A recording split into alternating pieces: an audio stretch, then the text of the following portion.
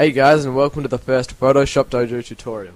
Today we'll be creating a Super Saiyan blast effect that when finished will look a little something like this. It's a pretty basic tutorial, and if you follow the steps right then you'll end up golden.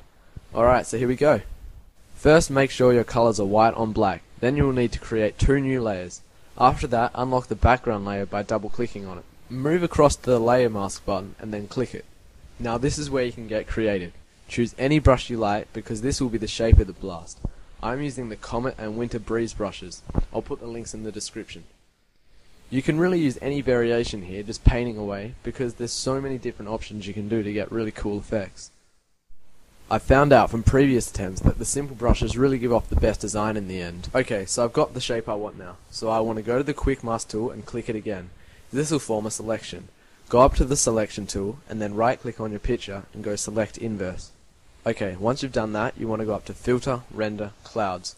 Mine's not very bright on the first one, so I'm going to do it again. You don't have to, but everyone's got a different picture, so sometimes you might not. Okay, so once you've got it the right brightness, you want to deselect it with the selection tool, and then move it into the position you'd like it for the rest of the picture. Take your time on this, because this is where it's going to end up. Now I'm going to put mine facing downwards, because it gives a pretty cool effect in the end, and it just makes it seem really realistic. Once you've got that right, you want to go to the layer below it and hold Shift F5. This will bring up the fill menu where you want to have black as your selected fill. Okay, it might not look like much now, but you want to go to the layer above it, merge it down by right clicking on it, then go to the blend mode and set it to linear dodge add. This looks pretty cool. So now you want to press Ctrl J on layer 1 to duplicate it. Select the duplicated layer, go up to Filter, Stylize, Glowing Edges. This will bring up a new menu. When I make these edits, I usually use the settings between 1 to 5, and I put the smoothness up to the max and brightness up to the max. Now select the original layer, and after that hold Ctrl L. This will bring up the levels menu. Now you want to drop the levels to the right a bit just so you can see inside it and see some pretty good detail inside the blast. Okay, now move over to the smudge tool and just start smudging away at the edges of it, trying to force them away from your hand. This gives it the sort of movement effect and gives it pretty cool when you put a blur on it. Alright, so just keep going with that till you get it right. This isn't really an essential step, but it looks pretty good in the end. Alright, so now select the dodge tool and you just want to brighten up the areas near the hand or anywhere you feel necessary in your work. I'm going to go around the hand because that's really the power source of where it's going to be coming from. Once you're done with that, you want to select the layer above it and merge it down. Here you can brighten up any extra areas or smudge any areas you feel necessary. Alright, now it's time to add some color. Press Ctrl U on that layer to bring up the Hue Saturation menu. Click the Colorize box and now you can choose any color you want. I like to bring the saturation all the way up because it makes it really nice and bright. I'm just going to go for a nice subtle orange here, or yellow. Bring the lightness down a bit if it's not showing. Alright, hit OK.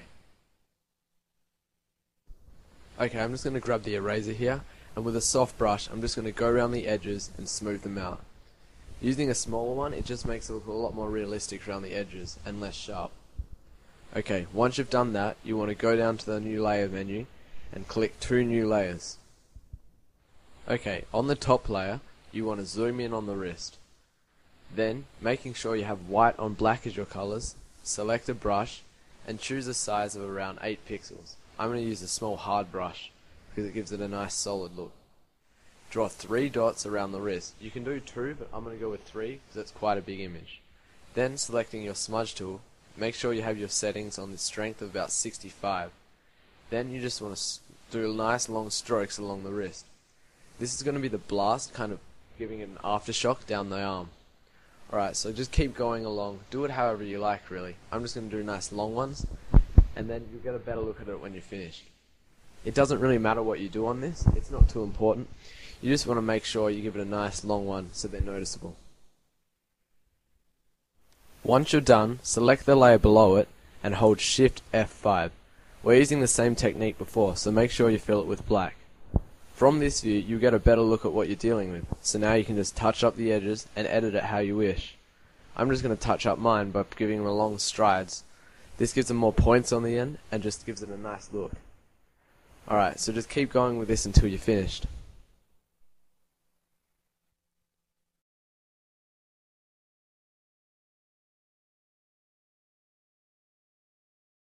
Okay, so now once you've got it looking good, you want to right click on that layer and select Merge Down. Then go to the blending mode and go Linear Dodge Add. Now I'm going to duplicate this a couple of times because it's not very bright, so you just press Ctrl J and then go Merge Down on the duplicated layer. Once you've done that a few times, or until it's bright enough on your image, you press Ctrl U on that layer. This brings up the Hue Saturation menu again, where you can go Colorize and choose the same color as your previous one. Drop the lighting down until it suits your image. Okay, on that layer you want to go to Blur, Motion Blur. Here we're going to put a blur so it looks like it's moving. You can use about 30 to 50 on this, but I'm going to go for around about 40. You can set the angle if yours is on a different level to mine, but that looks pretty good from here. Okay, now I'm just going to spend a bit of time moving it. This is pretty crucial because if it doesn't look like it's on the arm, it doesn't look like it goes with the blast, so I'm just going to rotate it around a bit. So once you've got that how you like it, you want to select layer 1 and go back to the Quick Mask tool. You can select a soft brush with around about 70 pixels here, and we're just going to go around the edge. We're going to put a motion blur on this, so select the corners or the edges of your work. This is just an easy way to form a selection. You can do it your own way, but this is how I'm going to do it for this image. Go to the selection tool and go select inverse. Then you want to go to filter, blur, motion blur. This time we're going to use around about the same settings, but for the angle, you want to face the angle in the same direction your blast is going to be. So we'll just adjust this one to about 18, and then once you're done, select OK. You can deselect your layer after that. Okay, so now it's time to add some dramatic lighting to the image.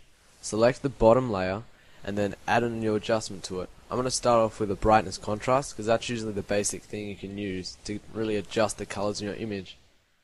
Once you've done that, add a vibrance layer. Pull the vibrance up and the saturation up just a little bit. This really makes the colors come out of your image. As you can see, the fence in the background really brightens up.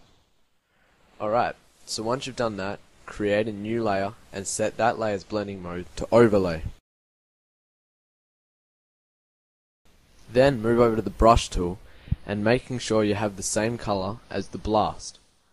Alright, so once you've got that, you want to just, quickly make sure your opacity is down to about 20% or anything really light so it doesn't show up too much. Then just start going over the image, giving sort of a lighting effect off the blast. So you can just go up and down the arms or around the face or just anywhere near the blast so it looks like it's giving off a nice aura. So just keep going until you think it feels right. And then once you've got it looking good, you want to go down to the background layer again and add a new layer.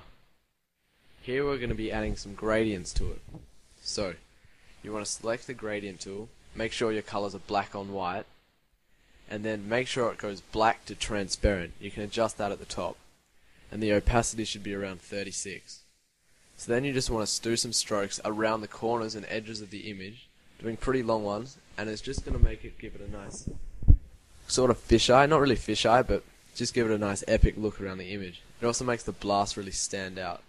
So you don't really have to do this, but I do it to quite a few of my images, and I reckon it gives it a pretty nice effect. So just keep going until you reckon it looks good, and yeah, that's about it with the lighting.